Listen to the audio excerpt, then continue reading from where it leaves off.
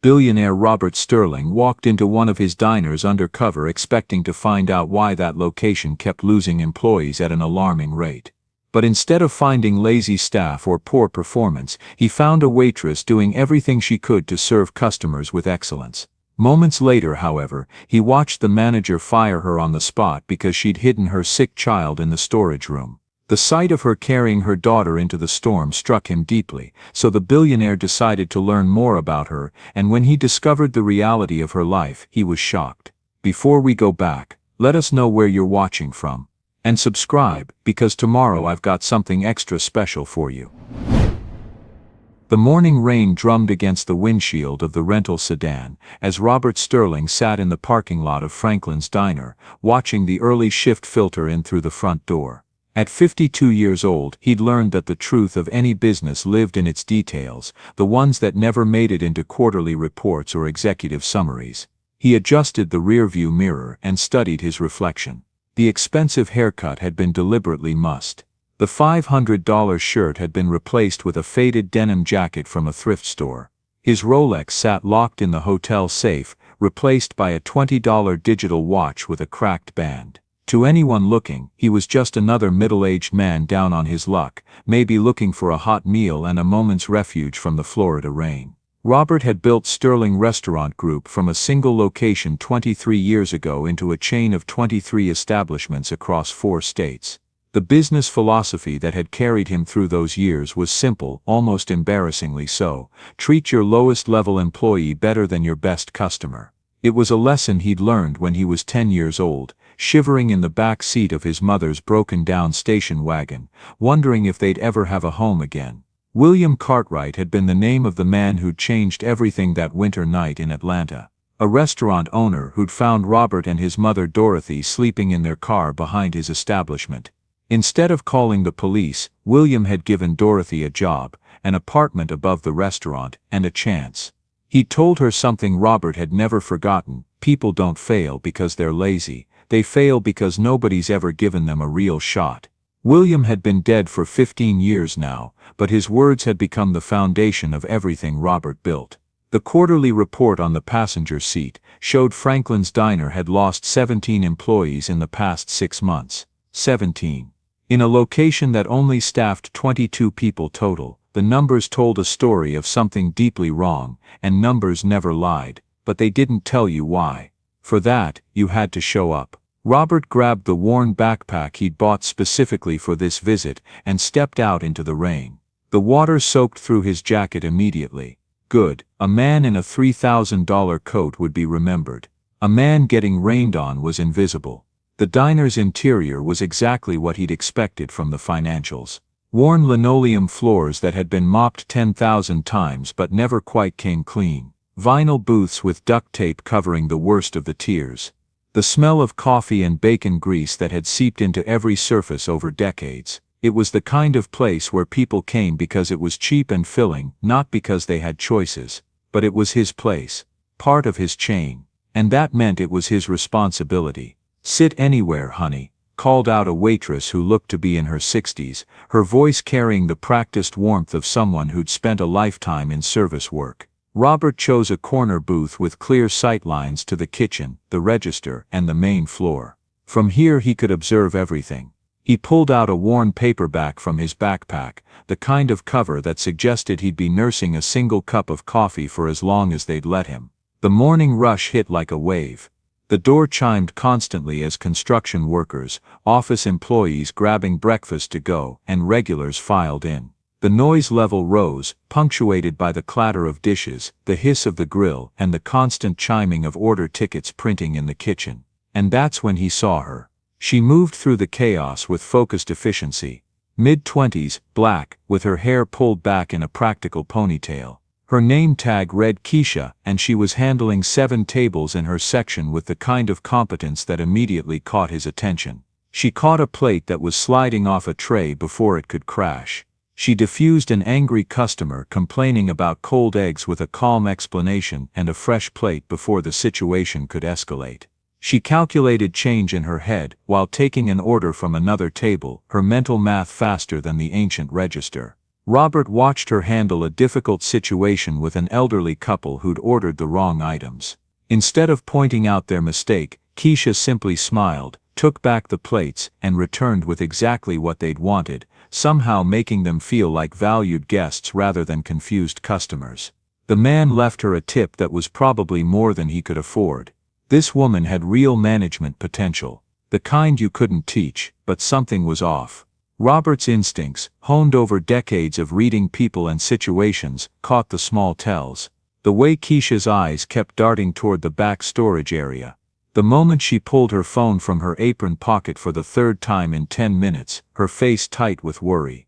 The hushed, tense conversation with another server where Keisha's voice dropped and her shoulders hunched, and then she disappeared into the storage room. Robert glanced at his watch. He'd been observing her work for 90 minutes straight, and this was the first time she'd left the floor for more than the 30 seconds it took to grab something from the kitchen. Through the service window, he could see the other servers scrambling to cover her tables. One of them, a younger woman with elaborate nail art, rolled her eyes dramatically and muttered something to a coworker that made them both smirk. 3 minutes later, Keisha emerged, her face carefully composed into professional neutrality. But Robert saw what she was trying to hide, the redness around her eyes, the way she'd hastily straightened her uniform, the determined set of her jaw that suggested she was holding herself together through sheer force of will. She'd been crying. Robert was about to signal for more coffee, to create an excuse to interact with her and assess the situation more directly, when the office door at the back of the diner slammed open with enough force to rattle the coat rack beside it. "Thompson." The voice cut through the ambient noise like a chainsaw through butter. Every conversation stopped mid-sentence, every head turned toward the source, even the kitchen sounds seemed to pause. The man who emerged was somewhere in his 40s, with the kind of face that suggested he'd never met a rule he didn't want to enforce, or a moment of power he didn't want to savor. His polo shirt stretched tight across a beer gut, and his name tag identified him as T. Hutchinson, manager. He moved across the floor with the swagger of someone who enjoyed having authority over others, his eyes locked on Keisha with unmistakable malice. "Thompson, what the hell do you think you're doing?" Keisha's face went pale, but she kept her voice steady. "Hutchinson, you were just abandoning your section during the morning rush. Do you know how many complaints I've gotten? Do you have any idea how many customers walked out because nobody was serving them?" Robert glanced around the diner. No customers had walked out. In fact, the other servers had covered Keisha's tables so seamlessly that most customers probably hadn't even noticed she was gone. This was theater, pure and simple. Hutchinson was performing for an audience. "Sir, I was only gone for 3 minutes. I made sure Jenny and Maria could cover 45 minutes. Hutchinson's voice rose another notch, his face reddening. "You've been disappearing for 45 minutes. That's not true. Don't you dare contradict me." He stepped closer, invading her personal space in a way that made Robert's hands tighten around his coffee cup. The urge to intervene was strong, but he forced himself to stay seated, to observe. "I know exactly what you've been doing back there. You think I'm stupid. You think I don't notice things in my own restaurant." Keisha's voice dropped, suddenly desperate, pleading. "Mr. Hutchinson, please. Can we talk about this in your office, please? Oh, now you want privacy, after you've been hiding your sick kid in my storage room, after you've been breaking every health code in the book." He practically spat the words, and Robert saw several customers wince at the venom in his tone. The words fell like bombs in the sudden silence. Around the diner, customers shifted uncomfortably in their seats. Some looked away, embarrassed to be witnessing this. Others stared openly, unable to look away from the spectacle, the way people stared at car accidents on the highway. Keisha's carefully maintained composure cracked for just a second, her face crumpling before she forced it back under control. "My daughter has a fever of 102 degrees. The daycare wouldn't take her this morning. I called every backup sitter I know, all 3 of them, and no one was available on short notice. My family's in Georgia, 4 hours away. I couldn't afford to miss my shift. This would have been my 3rd absence this month, and you made it very clear that 3 strikes means automatic termination. I thought if I could just get through today, just make it to tomorrow, I could figure something out." She's not near any food preparation areas, she's in the supply closet in the back, away from everything. I made absolutely sure, I don't care what you made sure of. Hutchinson crossed his arms, clearly enjoying the moment, the power, the attention. Robert recognized the type instantly. The petty tyrant, who'd never had real power in his life and relished every drop of authority his position granted him. You brought a sick child into my workplace, that's grounds for immediate termination. Health code violations. Liability issues. Unacceptable behavior. Please. Keisha's voice broke, tears streaming down her face now despite her efforts to hold them back. I just need today. I need today's pay. I'll figure something out for tomorrow, I promise. I'll find someone. Please don't do this. You should have thought about that before you decided to run an illegal daycare operation in my storage room. Hutchinson raised his voice so everyone in the diner could hear him clearly, making sure his moment of authority was witnessed by all. Keisha Thompson, you're fired. Effective immediately. Get your stuff, get your kid, and get out of my restaurant. The diner had gone completely silent, even the kitchen had stopped its usual clatter. The only sound was the soft jazz playing over the speakers, absurdly cheerful against the tension. Mr. Hutchinson, Keisha tried one more time, her voice small. Now, Thompson, you've got 5 minutes to collect your belongings and leave the premises. If you're still here in 6 minutes, I'm calling the police to have you removed for trespassing. Keisha stood frozen for a moment, her face a mask of devastation and disbelief.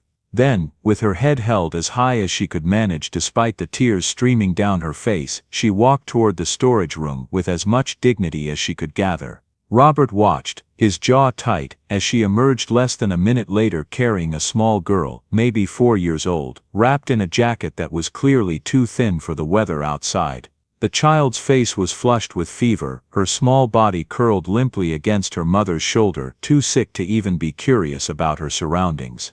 Keisha walked past Hutchinson without looking at him, her eyes fixed straight ahead. She walked past the other servers, some of whom looked away in shame, others who whispered to each other with a mixture of pity and schadenfreude. She walked past the customers, past Robert's booth. For just a second, as she passed, their eyes met. In that brief moment, Robert saw everything laid bare, the fear of a mother with a sick child and nowhere to turn. The exhaustion of someone who'd been fighting too long with too little, the bone-deep weariness of someone who'd been knocked down so many times that getting back up felt impossible. The desperate calculation of someone trying to figure out how they'd pay for medicine, for food, for the roof over their head, when they had exactly 0 options left. It was a look he remembered from his mother's face, 42 years ago, when they'd been living in that car and she'd been certain they'd never escape. Keisha pushed through the front door into the rain, which had picked up again, coming down in sheets. She had no umbrella, no car parked outside that Robert could see. She just started walking east, toward the cheaper neighborhoods, her daughter pressed against her chest, the rain soaking through their clothes within seconds. Robert threw a $5 bill on the table, far too much for the single cup of coffee he'd ordered, grabbed his backpack, and stood. But he didn't follow her out into the rain. Instead, he walked directly to where Hutchinson stood near the register, still wearing a satisfied smirk. Mr. Hutchinson, Robert said quietly. Hutchinson barely glanced at him. We're short-staffed right now, someone will be with you in a minute. I don't need service, I need you to tell me your name and position. Hutchinson finally looked at him properly, taking in the shabby jacket, the cheap watch, the backpack. His lip curled slightly.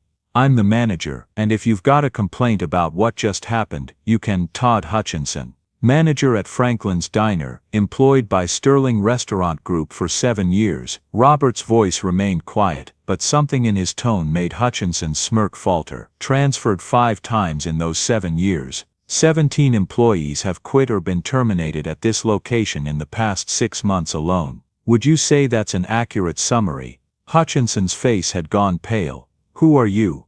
Robert Sterling. I own this company. Robert pulled out his real wallet, the expensive one, and showed his business card and ID. And you're fired. Effective immediately, you'll be contacted by HR within the hour regarding your termination and final paycheck. Leave the premises now. You can't. I have rights. There are procedures. There are procedures for a lot of things, including documenting a pattern of abuse, harassment, and creating a hostile work environment.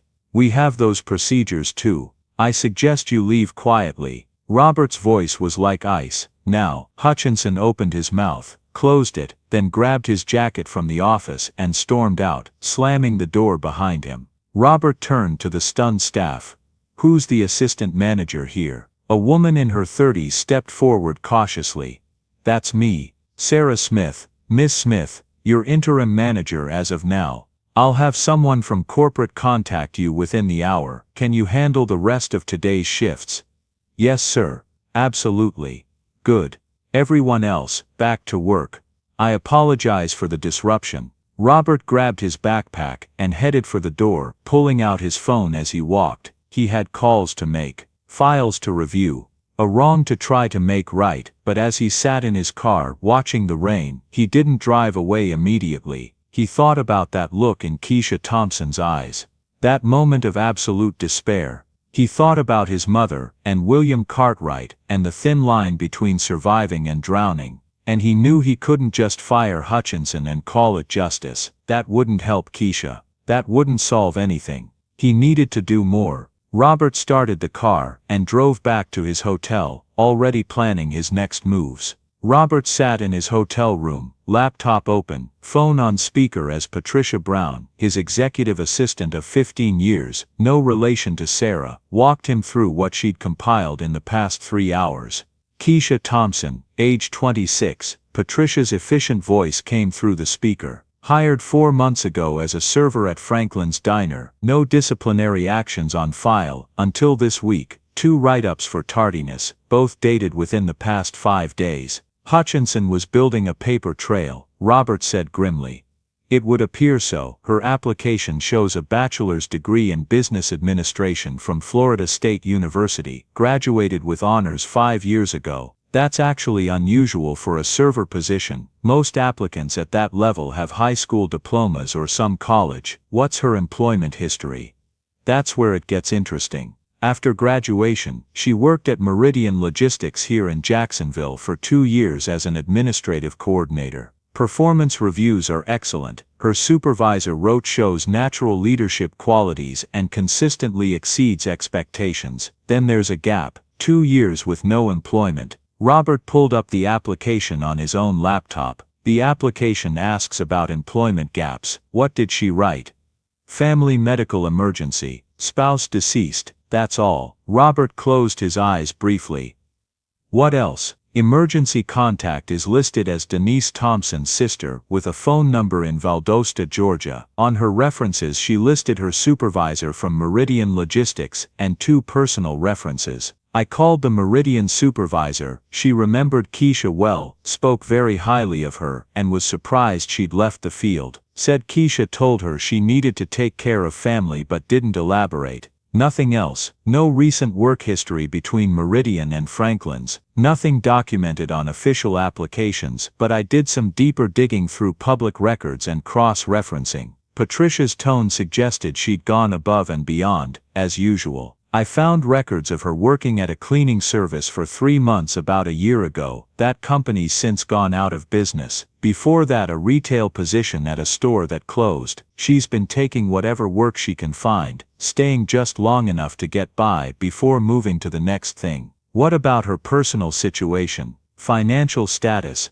That required some creative searching through public records. She has significant medical debt and collections, looks like hospital bills, oncology services, that sort of thing. The total across 3 collection agencies is around $43,000. Car was repossessed 8 months ago. Credit cards in default. She's currently renting an apartment in the Riverside area, month to month. The building has multiple code violations on file with the city. Robert made notes as she spoke. Anything else? One more thing. I found a marriage license from 6 years ago. Keisha Carter married Marcus Thompson. And a death certificate from 18 months ago. Marcus Thompson, age 28, cause of death, pancreatic cancer.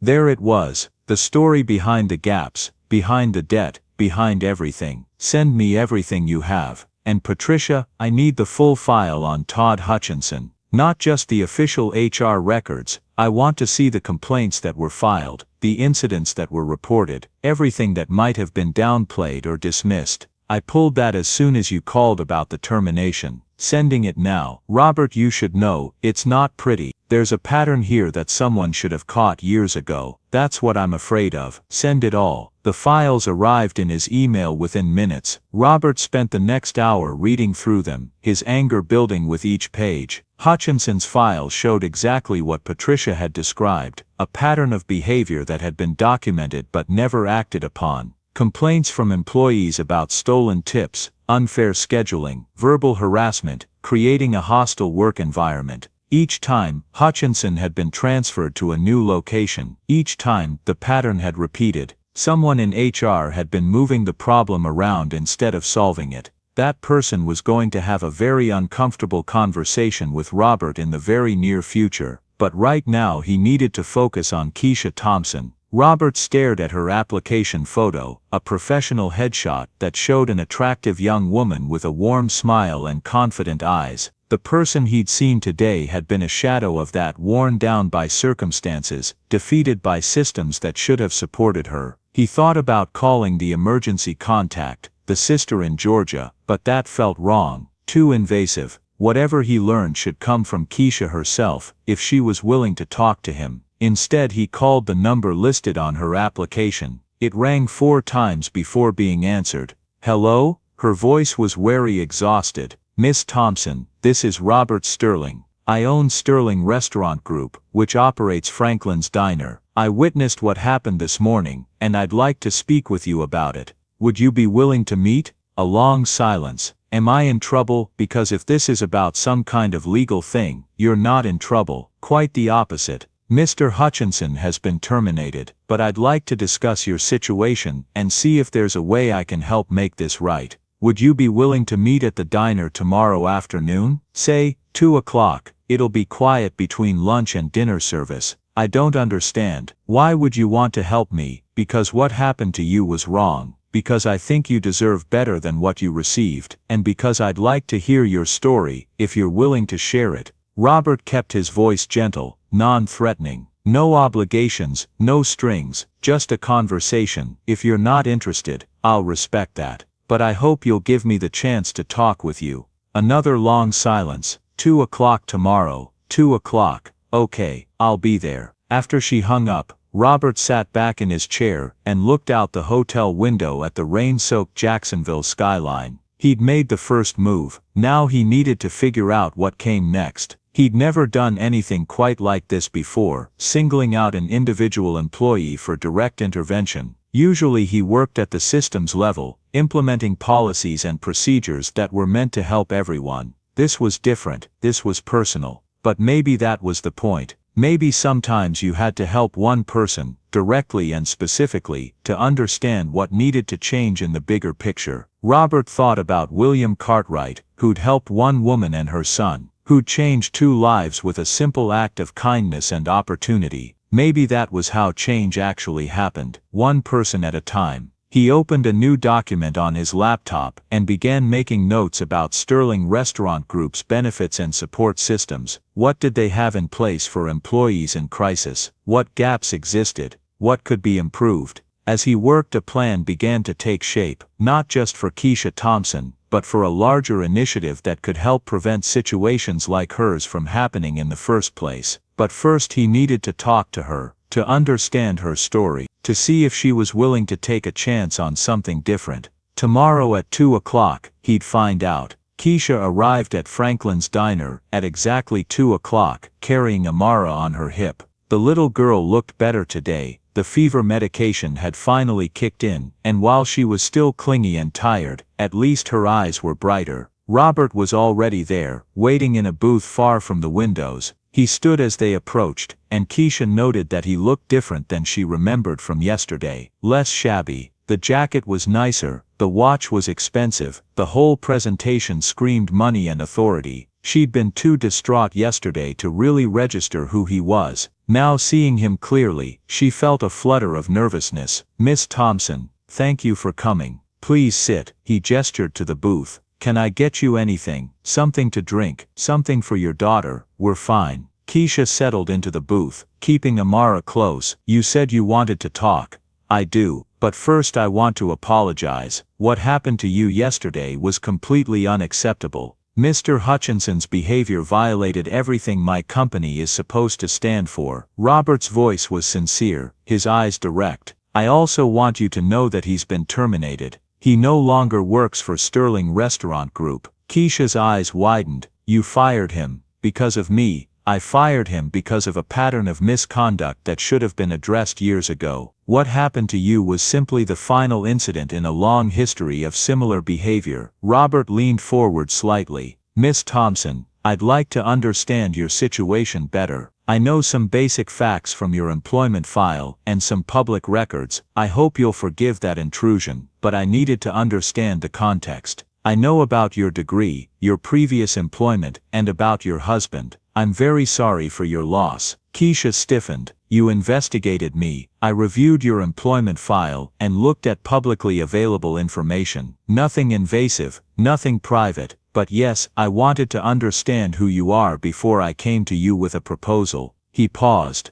I know this is unusual. I know you have every reason to be suspicious, but I'm hoping you'll hear me out. Amara stirred in Keisha's lap, and Keisha automatically adjusted her hold, soothing her daughter with practiced ease. The gesture wasn't lost on Robert, the instinctive protectiveness, the competence of a mother who'd been handling crisis alone for too long. What kind of proposal? Keisha asked finally. I'd like to offer you a position as assistant manager at this location. You'd work under Sarah Smith, who's been promoted to manager. The position pays $38,000 a year with full benefits, health insurance, dental, vision, paid time off. You'd spend 3 to 6 months learning our management systems and protocols, and if you perform well, you'd be eligible for promotion to full manager. Keisha stared at him like he'd spoken in gibberish. That's not funny. I'm not joking. I watched you work yesterday morning before the incident with Hutchinson. You're efficient, you handle pressure well, you have excellent customer service skills, and you manage your section like someone who's done it for years, not months. Robert pulled out a folder. Your degree is in business administration. You graduated with honors. Your previous employer's reviews say you show natural leadership qualities. You're qualified for this position, Miss Thompson, more than qualified. You watched me work for what, 2 hours, and you want to make me a manager? Keisha's voice was sharp with disbelief. That doesn't make sense. There has to be something else. Some catch. No catch. Just recognition that you have potential that's being wasted because circumstances pushed you into survival mode. Robert's voice gentled. Miss Thompson, I know what it's like to have nothing. When I was 10 years old, my mother and I were homeless. We lived in her car for 6 months in Atlanta. We had nowhere to go, no prospects, no way out. Keisha's expression shifted slightly, surprise breaking through the skepticism. A restaurant owner named William Cartwright found us sleeping in our car behind his building. He could have called the police. He could have chased us away. Instead, he gave my mother a job, an apartment, and a chance. He told her something I've never forgotten. People don't fail because they're lazy. They fail because nobody's ever given them a real shot.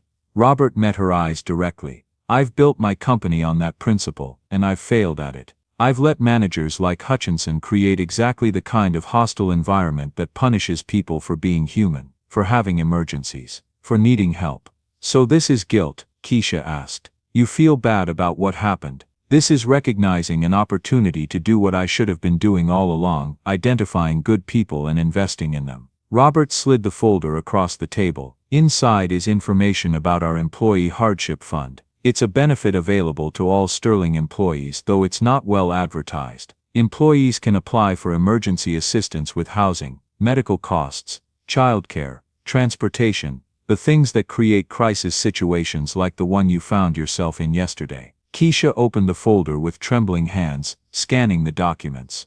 The fund can provide temporary housing assistance, up to 60 days of subsidized rent through partner landlords we work with. It can provide interest-free loans for emergency expenses. It can help with childcare costs. It exists specifically to prevent situations where good employees lose their jobs because life threw them an impossible situation. And you're offering this to me, just like that. Keisha's voice cracked. I don't understand why. I don't understand any of this. Because I can. Because it's the right thing to do. And because Robert paused, choosing his words carefully. Because I think you'll be excellent at this job. Because I think you have the potential to do much more than survive. And because someone gave me and my mother a chance when we had nothing, and I've spent the past 23 years trying to pay that forward. Keisha looked down at Amara, who had fallen asleep against her chest, her small face peaceful now that the fever had broken. She thought about the eviction notice, about the collection calls that came every day, about the car she'd lost, the credit she'd destroyed, the future that had seemed to close down to a pinpoint of just trying to survive each day. She thought about Marcus, about the life they'd planned, about how none of it had gone the way it was supposed to. And she thought about this man sitting across from her, offering something that seemed too good to be true, that her cynicism said had to be a trick or a trap or something that would cost her more than she could afford to pay. But what if it wasn't? What if I'm not good at it? She asked quietly. What if I take this job and I fail? Then we figure out why and what you need to succeed. Maybe it's more training. Maybe it's a different position. Maybe it's something else entirely. Robert's expression was earnest. Miss Thompson, I'm not expecting you to be perfect. I'm expecting you to work hard, learn fast, and care about doing good work. That's all. And from what I've seen, you already do all three. Keisha took a shaky breath. The other employees, they're going to know what happened yesterday. They're going to think I got special treatment. They're going to resent me. Probably, Robert acknowledged. You'll have to prove yourself. You'll have to work harder than anyone else to earn their respect. That's not fair, but it's reality. Can you handle that? Keisha thought about everything she'd handled in the past 2 years. Watching her husband die, raising a child alone, working multiple jobs, dealing with debt collectors, facing eviction. If she could handle all of that, she could handle some resentful coworkers. Yes, she said.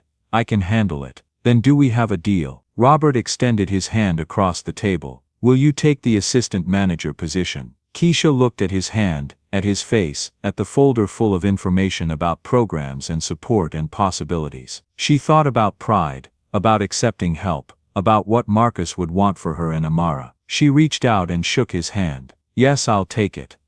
Good. My assistant Patricia will contact you this afternoon with all the details, benefits, enrollment, direct deposit setup, start date. We'll get you set up with the housing assistance program immediately. Do you have any questions? Just one. Why me? Really? Robert was quiet for a moment. Because William Cartwright looked at a desperate woman living in a car with her son and chose to see potential instead of problems. Because he changed our lives with that choice. And because I've been looking for a way to honor what he did. And when I saw you yesterday, he paused. I saw my mother. I saw someone who was trying so hard, who was doing everything right, and who got punished for it anyway. I saw someone who deserved better. So I'm trying to give you better. That's all. Keisha felt tears burn in her eyes. Thank you. I won't let you down. I know you won't. Robert said, Welcome to Sterling Restaurant Group Assistant Manager Thompson. Monday morning arrived with perfect Florida weather, clear skies, gentle breeze, the kind of day that felt like a good omen. Keisha stood outside Franklin's diner at 5:45, 15 minutes early, trying to calm the butterflies in her stomach. The weekend had been a blur of logistics. Patricia had called Friday afternoon with a list of landlords who participated in Sterling's housing assistance program. By Saturday morning, Keisha had toured a small one-bedroom apartment 3 miles from the diner and signed a temporary lease, $300 a month for 60 days, then adjusting to a subsidized rate after that. It wasn't big, but it was clean, safe, warm, and most importantly, not subject to an eviction notice. They'd moved in Saturday afternoon with the help of 2 guys Patricia had arranged. By Sunday, Amara was declaring it their palace, running from the bedroom to the living room to the kitchen with delight, marveling at the fact that the heat worked and the bathroom door closed properly. The health insurance had been processed on an emergency basis. Keisha had made Amara's doctor appointment for Wednesday afternoon.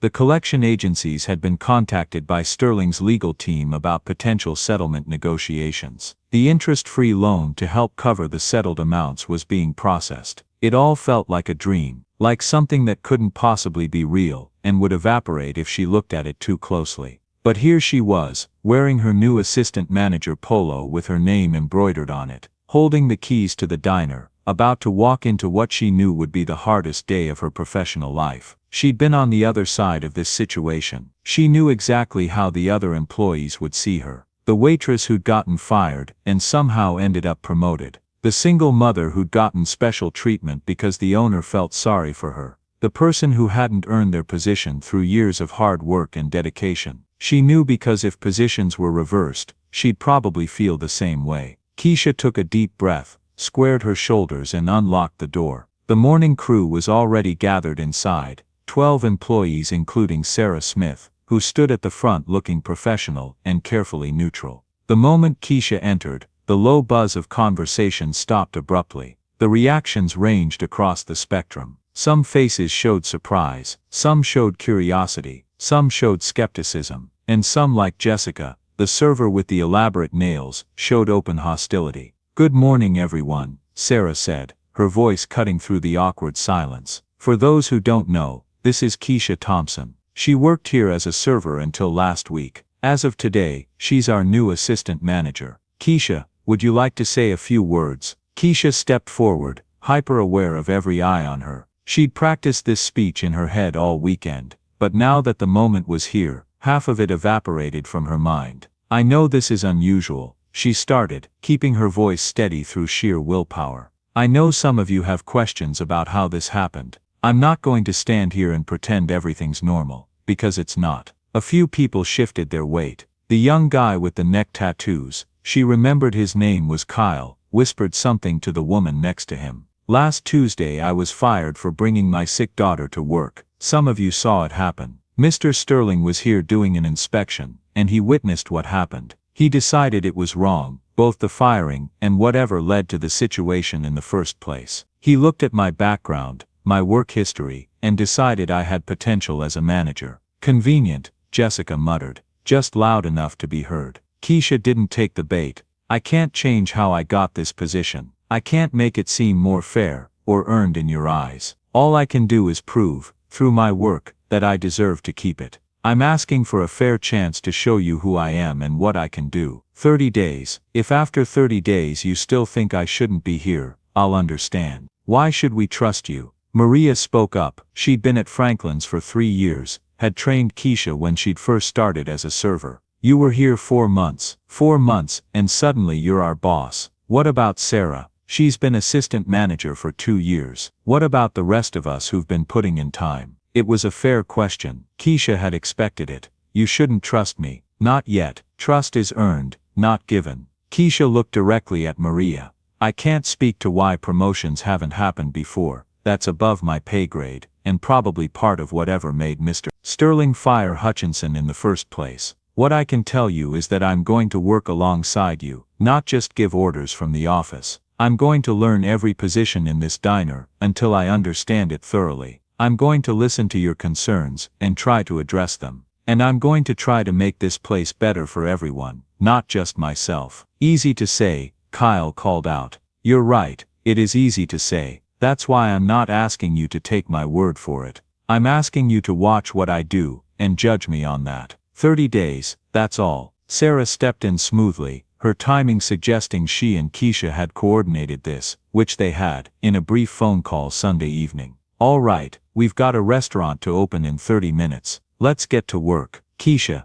you're with me. I'll walk you through the opening procedures." As the group dispersed to their stations, Keisha caught the looks being exchanged. Some curious, some resentful, some withholding judgment. She also caught Sarah's slight nod, approval, maybe, or at least acknowledgement that she'd handled the introduction as well as could be expected. This was going to be an uphill battle, but Keisha had been fighting uphill battles for 2 years now. She could do this, she had to. The day was brutal in ways Keisha hadn't anticipated. It wasn't the work itself, she'd been a server, she knew the physical demands, the constant motion, the stress of a busy rush. What was brutal was the emotional gauntlet of constantly being watched, constantly being judged, constantly having to prove herself with every single action. Sarah walked her through the opening procedures with professional efficiency, checking inventory levels for high-use items, verifying all equipment was functioning, particularly the temperamental ice machine and the walk-in cooler with its sticking door, reviewing the prep work the morning kitchen staff was doing, checking that cleaning supplies were stocked, that the bathrooms were ready, that everything was in place for the day ahead. It was a lot to absorb, but Keisha had always been a fast learner. She took notes on her phone, asked questions, paid attention to every detail Sarah mentioned. "The ice machine has been acting up for 6 months, Sarah explained as they checked it. "It makes this grinding sound before it stops working. When you hear the grinding, call maintenance immediately. Don't wait until it actually breaks." "Has maintenance been called about the grinding?" Keisha asked. "Multiple times. They say it's fixed, but it never is." Keisha made a note. That was something to follow up on. During the morning rush, Sarah had Keisha shadow her but also jump in wherever needed, running food when the servers got overwhelmed, bossing tables when they fell behind, even helping on the grill during the worst of the crush, working alongside Deshaun, the main morning cook. Deshaun was a tall, quiet black man in his 40s who moved with the efficiency of someone who'd been doing this work for years. He said nothing as Keisha worked beside him, just watched her with assessing eyes as she plated orders under his direction. She made mistakes. She dropped a spatula. She over-toasted bread. She forgot an order modification and had to remake a plate. But she didn't make excuses. She apologized, corrected herself, and kept moving. "You're not afraid to work," Deshaun said during a brief lull, his voice neutral but his eyes slightly less cold. "Can't afford to be," Keisha replied, already moving to the next order. Fair enough. It wasn't acceptance, but it wasn't rejection either. At the end of the morning shift, as the lunch crew arrived, and the breakfast crew cleaned their stations, Keisha gathered everyone for a quick meeting. Sarah had suggested this, a chance to address the day and set expectations going forward. "Thank you all for today," Keisha said, standing in the small area between the kitchen and the dining room. "I know I slowed some of you down. I know I made mistakes, but I also saw things that need to be fixed or improved. And I want you to know that I'm going to try to address them." She consulted her phone notes. "Deshaun, I noticed you favoring your left leg by the end of the shift. How long has your leg been bothering you?" Deshaun looked surprised that she'd noticed. "Couple months, standing on concrete all day. It is what it is. We should be able to get anti-fatigue mats for the grill and prep stations.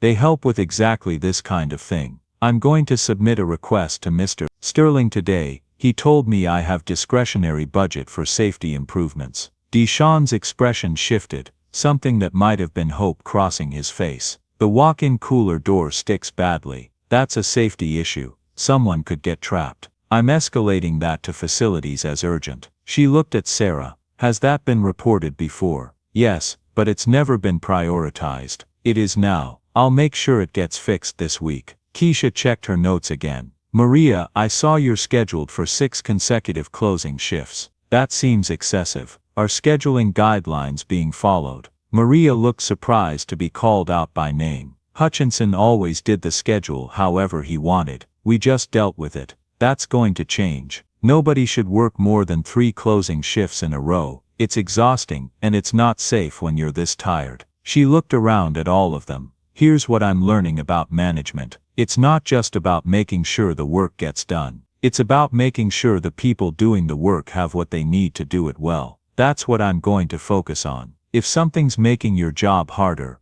I want to know about it so I can try to fix it." "What about tips?" Jessica's voice was sharp, challenging. "Hutchinson used to skim tips. Everyone knew it. We couldn't prove it, but money went missing constantly. Is that going to stop?" "It already has stopped," Keisha said firmly, meeting Jessica's hostile gaze directly. "As of today, tips are tracked transparently. At the end of each shift, servers count their tips with either Sarah or me as a witness. We sign off on the amount. Your tip money goes home with you, period. If money goes missing, we investigate immediately, even if it's you taking it," Jessica challenged, "especially if it's me, because I've been on your side of this. I know what it's like to work for tips and watch them disappear. I know what it's like to bust your ass for 8 hours and have someone steal from you. That ends here. You have my word." Jessica didn't look convinced, but some of the other servers looked interested, hopeful even. "Anything else anyone wants to bring up?" Keisha asked. "Any problems I should know about?"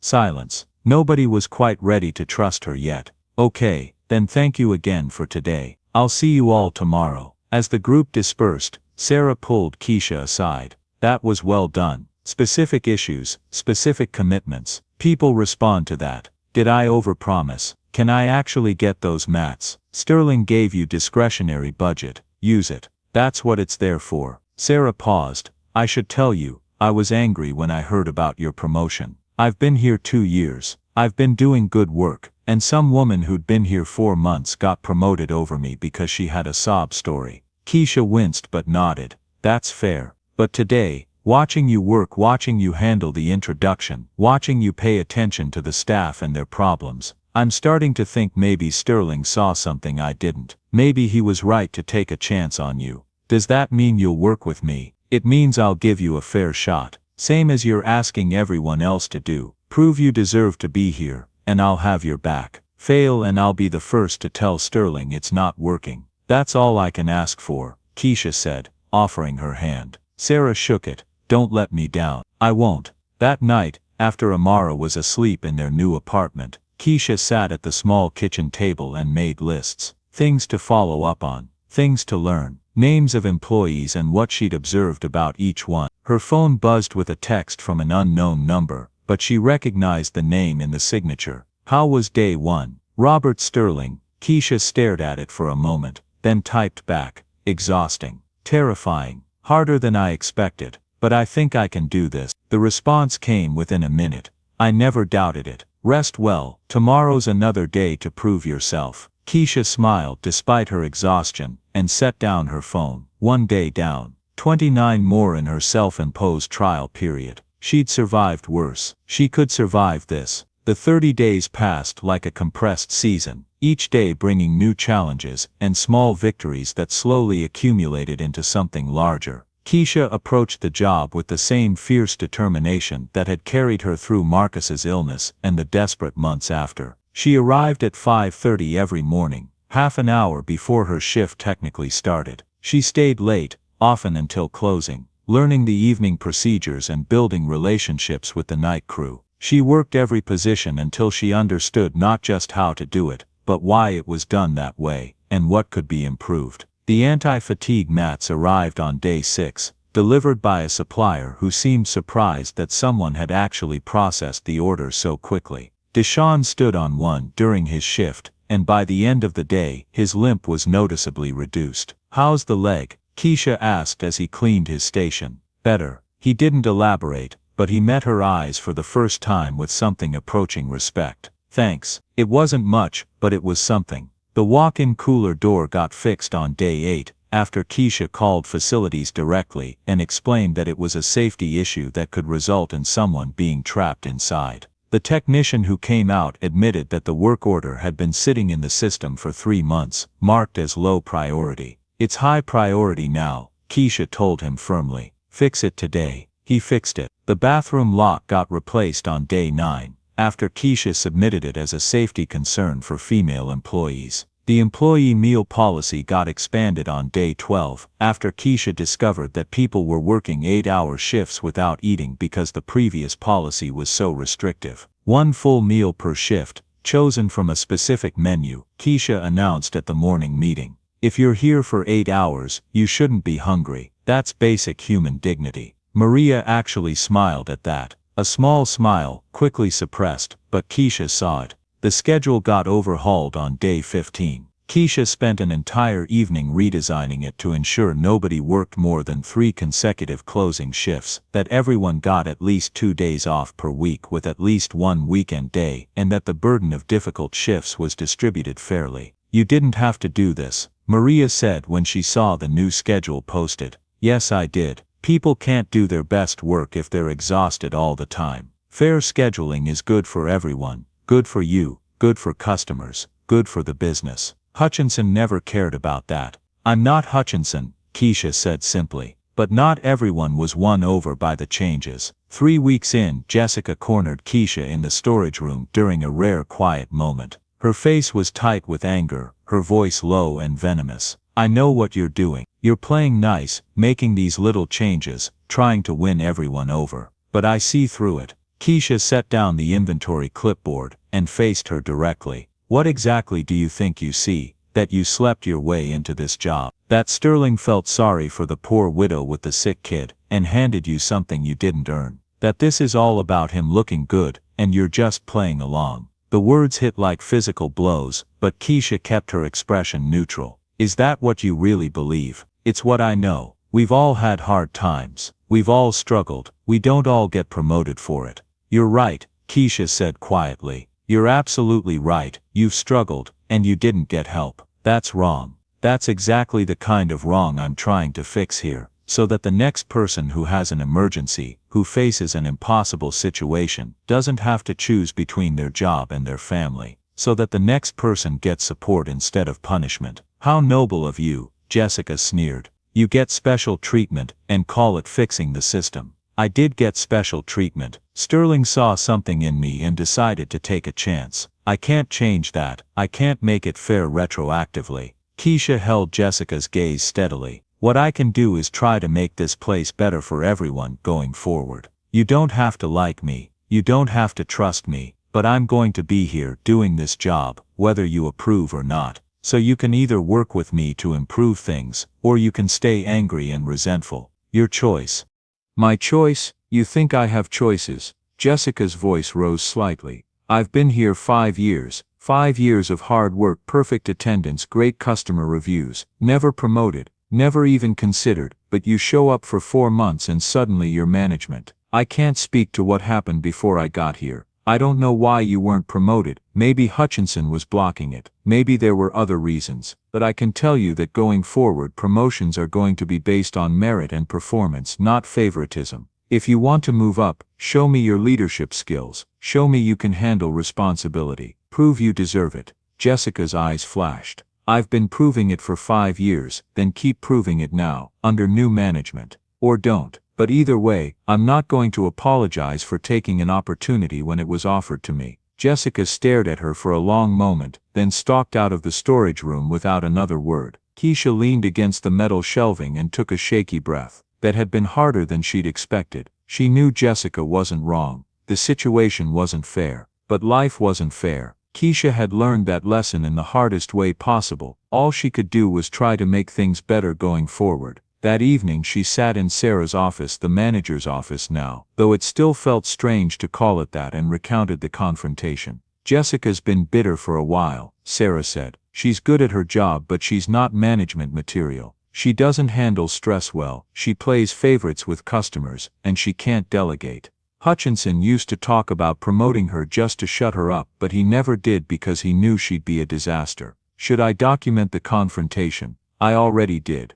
I heard most of it from the kitchen. Sarah pulled up a file on her computer. But Keisha, you need to understand something. Not everyone is going to come around. Some people are going to resent you no matter what you do, no matter how fair you are, no matter how much you improve things. You can't win them all over. I know, but I have to try. Why? Why does it matter so much to you? Keisha was quiet for a moment, thinking about how to answer. Because someone gave me a chance when I didn't deserve it. When I was at my lowest point, when I had nothing to offer but desperation and hope, someone looked at me and decided I was worth investing in. That changed everything for me. It changed everything for Amara. And if I can do that for even one other person, if I can make this place somewhere people want to work instead of somewhere they have to work, then it's worth it. All of it. Sarah studied her for a long moment. You really believe that I have to? If I don't believe it, what's the point of any of this? Sarah nodded slowly. Okay, then let's talk about what comes next. Your 30 days are almost up. Sterling's coming back for a visit on day 30. He's going to want a report on how things are going. And he's going to want my honest assessment of whether this is working. Keisha's stomach tightened. What are you going to tell him? I'm going to tell him the truth, that you've worked harder than any new manager I've ever seen, that you've made tangible improvements to the work environment, that most of the staff respects you, even if they don't all like you, that you haven't let the position go to your head. Sarah paused, and I'm going to tell him that I was wrong about you, that you've proven you deserve this chance. Keisha felt tears prick her eyes. Thank you. That means more than you know. Don't get emotional on me. We still have work to do. But Sarah was smiling. Come on, let's go over the numbers for the past month. You need to be ready to present them to Sterling. On day 30, Robert Sterling arrived during the lunch rush, deliberately choosing the busiest time to observe how the restaurant functioned under pressure. He sat in his usual corner booth, and this time Keisha knew he was there. She caught his eye briefly and nodded acknowledgement, then returned her focus to the dozen things demanding her attention simultaneously. The lunch rush on a Wednesday was always chaotic, but it was a controlled chaos. Keisha moved through the space with growing confidence, her role now clearly defined. She wasn't serving tables. Sarah had explained that as assistant manager, her job was to support the servers, not compete with them for tips. Instead, she floated, troubleshooting problems before they escalated. When Deshaun got slammed with orders and fell behind, Keisha jumped on the grill without being asked, plating 3 orders in quick succession to get him back on track. When a customer started raising their voice about wait times, Keisha intercepted smoothly, offering a genuine apology and a complimentary appetizer while their meal was being prepared. When one of the servers, Maria, looked overwhelmed with her section, Keisha quietly bussed 2 of her tables so she could focus on taking orders. Robert watched it all, making notes on his phone. After the rush died down, Keisha made her way to his booth. She slid in across from him, suddenly nervous despite the confidence she'd felt minutes before. "So," Robert said without preamble, "how did your 30 days go?" "Harder than I expected. Better than I hoped." Keisha pulled out her phone with her own notes. "We've made several operational improvements. Anti-fatigue mats in the kitchen reduced staff complaints about physical strain by 80%. The cooler door got fixed, eliminating a safety hazard. We overhauled the scheduling system to ensure fair distribution of difficult shifts. We implemented transparent tip tracking, which eliminated complaints about missing money." "I heard about all of those changes. Sarah's been keeping me updated." Robert leaned back slightly. "What about the staff? How have they responded to you?" "Mixed. Some have been supportive from the start. Some came around gradually. Some are still skeptical." Keisha met his eyes directly. "Jessica's actively hostile. Kyle's watching and waiting. Maria's warmed up considerably. Deshaun respects the work ethic even if he's not ready to trust me fully. Sarah's been an incredible partner and mentor." "And how do you feel about the job itself?" "I love it," Keisha said simply. "Even the hard parts. Even the days when I want to quit, because I'm building something here. I'm making a difference, not just for me but for everyone. That matters." Robert smiled. "Sarah's assessment mirrors yours. She says you've worked harder than any new manager she's seen, that you've earned the respect of most of the staff, that you handle pressure well and make good decisions." He paused. "She also said you're ready for this to be permanent." Keisha felt her heart jump. "Really? Really? As of today, the assistant manager position is yours permanently, with all the benefits and responsibilities that entails." "Congratulations." Relief washed over Keisha so intensely she felt dizzy. "Thank you. I won't let you down. You already haven't. But Keisha, I want to talk to you about something else. About what comes next." "What do you mean?" Robert pulled up something on his phone and showed it to her. "These are the numbers for Franklin's Diner over the past 6 months. The red line is January through June under Hutchinson's management. The green line is July, your first month. See the difference?" Keisha studied the graph. Customer satisfaction up 22%. Employee turnover down to 0. Food waste down 17%. Revenue up 9%. Those are significant improvements for 1 month. Robert continued. "Sarah deserves credit too. She's been managing brilliantly, but a lot of this is directly attributable to the changes you implemented. The culture shift you've started. I was just fixing obvious problems. That's what good management is. Seeing problems others have stopped noticing and fixing them." Robert put his phone away.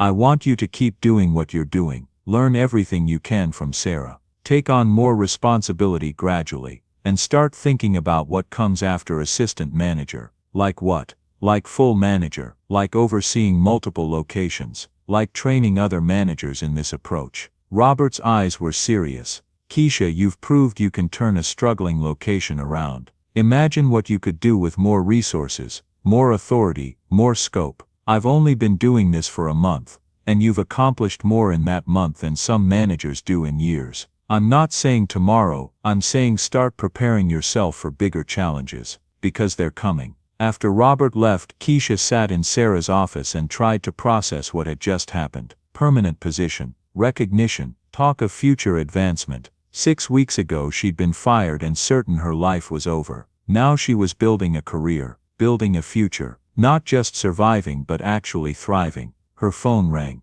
Amara's school. Miss Thompson, this is Mrs. Garcia from Riverside Elementary. Amara's fine but she's feeling a bit sick. Can you come pick her up? 6 weeks ago that call would have been a catastrophe. Would have meant losing her job, losing her income, losing everything. Now she just checked with Sarah to make sure they were covered for the afternoon, grabbed her purse and headed out to get her daughter. Because she had health insurance now. She had sick days. She had job security and supportive management and systems in place to handle exactly this kind of situation. She had what everyone deserved to have. And she was going to spend the rest of her career making sure more people got it. 9 months into Keisha's tenure as assistant manager, Robert Sterling's phone rang at 2 in the morning. Mr. Sterling, this is Nurse Patterson at Riverside Care in Boston. Your mother has had a stroke. She's stable, but you need to come right away. Robert was on a plane to Boston by 7 that morning, his mind racing with worry and worst-case scenarios.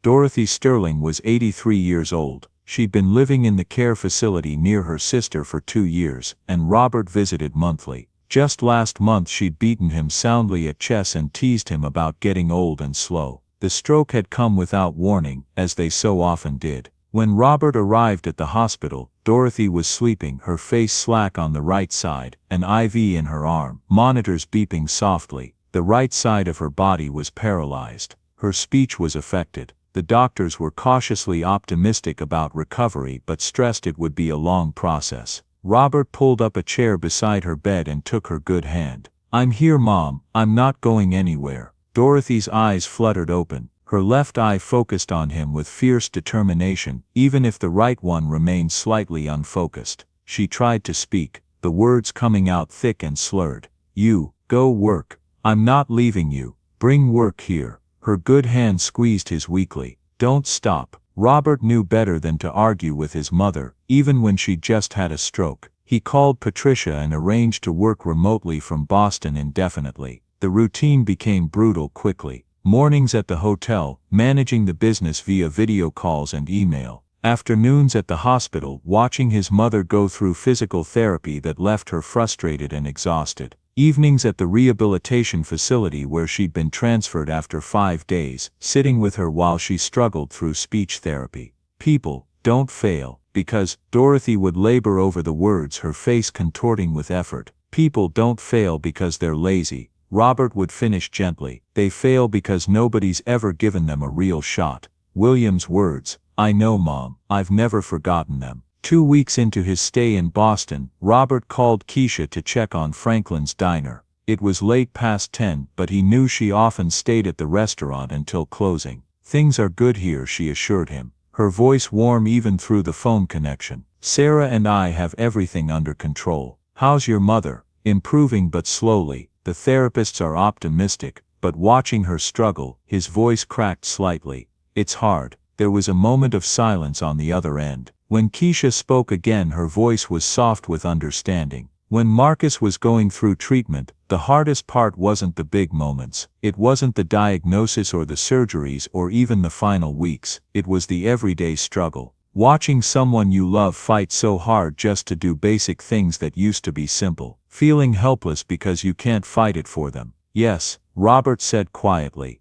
That's exactly it. What helped me, what got me through, was accepting that my job wasn't to fix him. I couldn't cure the cancer. I couldn't make the pain go away. All I could do was be there. Hold his hand, remind him he wasn't alone. She paused. That's what your mother needs from you right now. Not solutions or fixes, just presence. Thank you. I needed to hear that. And Mr. Sterling, don't try to manage everything from Boston. You hired good people. Trust us to do our jobs. Your mother needs you more than Franklin's diner does right now. Robert realized she was right. He'd been trying to micromanage from 1,500 miles away, responding to every email immediately, joining every call, maintaining the illusion of control. But he'd built strong systems and hired capable people precisely so that he didn't have to do that. You're right, he admitted. I'll step back. But Keisha, keep me posted on any major issues. And if you need anything, call. I will. Take care of yourself and your mother. Over the next weeks, Robert settled into a new rhythm. He checked in with his management team once daily via video call but trusted them to handle day-to-day operations. He focused his energy on his mother celebrating small victories, 5 steps with a walker, a full sentence spoken clearly, her right hand closing around a fork, and several times a week, late at night when the hospital was quiet and the fear was loudest, he'd call Keisha. They'd talk about Dorothy's progress, about the small victories and the setbacks, about the frustration of watching someone who'd always been strong and independent struggle with basic tasks. Keisha shared stories about Marcus's illness that she'd never told anyone else, about the time he'd cried because he couldn't open a jar, about how she'd learned to let him struggle sometimes, to let him maintain dignity by doing things himself even when it would have been easier to help. About the guilt that came after, guilt that she'd sometimes been impatient, guilt that she'd felt relieved when it was finally over, guilt that she'd survived and moved on. Does the guilt ever go away? Robert asked one night. Not completely, but it gets smaller. It becomes something you can carry instead of something that carries you. She was quiet for a moment. Your mother's a fighter, Mr. Sterling. I can tell from how you talk about her. She's going to come through this. I hope you're right. I am. And when she does, you'll be able to look back and know you were there for her when she needed you most. That matters more than anything else. 7 weeks after the stroke, Dorothy Sterling walked 20 feet with a walker, her speech clear enough to make jokes about the hospital food, her right hand strong enough to hold Robert's without help. Go home, she told him firmly. I'm not dying, I'm healing. And you need to get back to your life. Are you sure? I'm sure you can visit once a month like before, but you need to trust that I'm going to be okay. Can you do that? Robert looked at his mother, smaller now, frailer, but with the same fierce determination in her eyes that had gotten them through homelessness and poverty and every other challenge life had thrown at them. I can do that. He returned to Jacksonville in mid-December, 2 months after he'd left. He was thinner, grayer, worn down by weeks of stress and irregular sleep, but his mother was alive and recovering, and that was what mattered. His first stop was Franklin's Diner. Keisha saw him walk in during the lunch rush and did a double take. He looked terrible, exhausted, aged like he'd been carrying the world on his shoulders and it had been heavier than expected. She finished serving her table. Yes, she still filled in on the floor when they were short-staffed, then ushered him into the office and closed the door. You look awful, she said bluntly. Thank you. You really know how to make a man feel good about himself. I mean it. When's the last time you slept more than 5 hours? When's the last time you ate a proper meal? She grabbed her phone and texted Sarah to order lunch from the kitchen. Sit down before you fall down. Robert sank into the office chair, suddenly aware of just how exhausted he was. The adrenaline that had kept him going for 8 weeks was finally wearing off, and there was nothing underneath it but bone-deep weariness. I'm fine, just tired. You're not fine. You've been holding everything together for 2 months, your mother, your business, your own life. You need to let someone take care of you for 5 minutes. She grabbed a bottle of water from the small fridge and pressed it into his hands. Drink this. Food's coming. When did you get so bossy? Robert asked, but he was smiling. The day you made me assistant manager, you created a monster. She pulled up a chair. How is Dorothy? Really, improving steadily. The therapists are optimistic she'll regain most of her function with continued work, but it'll be months, maybe a year before she's back to her baseline. Robert opened the water and drank half of it in one go. I feel guilty being here instead of there. She told you to come back, didn't she? How did you know? Because she's your mother and she knows you're running yourself into the ground. Because mothers always know when their kids need permission to take care of themselves. Keisha leaned forward. Mr. Sterling, you gave me a chance to rebuild my life. You gave me and Amara a future, but you can't help anyone if you work yourself to death. You need to take care of yourself too. Sarah appeared with a tray. Soup, sandwich, coffee. Eat, both women said simultaneously. Robert laughed despite his exhaustion and picked up the sandwich. As he ate, Keisha gave him a quick rundown of the past 2 months. The diner was running smoothly. The staff was stable and productive. They'd had their best quarter in 3 years. Customer satisfaction was at record highs. You did all this without me, Robert said, something like pride in his voice. We did it because of the systems you built and the people you hired. We just kept the machine running. Keisha paused. But Mr. Sterling, I want to talk to you about something, about taking on more responsibility. What kind of responsibility? you've been talking about expanding the management training program, about bringing in more people who understand the work from the ground up. What if I took on a broader role, regional manager, overseeing multiple locations? Let me prove I can scale what we've done here. Robert set down his sandwich. You've been assistant manager for 9 months, and in those 9 months we've turned Franklin's from your worst performing location into one of your best. The numbers speak for themselves. I'm not saying I'm ready to run the whole company, but I can handle more than one restaurant. She pulled out her tablet and showed him a presentation she'd prepared. I've been studying your other locations in the region. I see patterns, some of the same problems we had here. Managers who don't connect with staff, employees who don't feel valued, systems that create problems instead of solving them. I think I can help fix that. Robert looked through her analysis. It was thorough, well-researched, insightful. She'd identified specific issues at each location and proposed concrete solutions. This is impressive work. I've had time to think while you were in Boston. Time to see what's possible when you trust people and give them the tools to succeed. Keisha met his eyes. You took a chance on me when I had nothing. Let me prove I can take what you taught me and multiply it. 5 locations, 1 year. If I can turn them around the way we turned around Franklin's, then we talk about what comes next. Robert was quiet for a long moment, studying her face. The uncertainty from 9 months ago was gone. In its place was confidence tempered by humility, ambition balanced with realism. 5 locations is a big jump. I know, but I'm ready, and you need someone you can trust to help carry the load. Let me be that person. Robert thought about the past 2 months, about trying to manage everything from Boston while caring for his mother, about the stress of feeling like he had to control every decision, about how Keisha and Sarah and the rest of the team had kept things running smoothly without him. He thought about William Cartwright, who'd taken a chance on a desperate woman and her son, about how that one chance had rippled out into everything Robert had built. Maybe it was time to take another chance, to trust that the person he'd invested in was ready for more. All right, he said. Regional manager, 5 locations including Franklin's. Sarah gets promoted to full manager here. You'll train her and mentor the managers at the other locations. 6-month trial. If the numbers support it, we make it permanent and talk about further expansion. Keisha's eyes went wide. You're serious? I'm serious. But Keisha, this means longer hours, more stress, more people depending on you. Travel between locations, are you ready for that?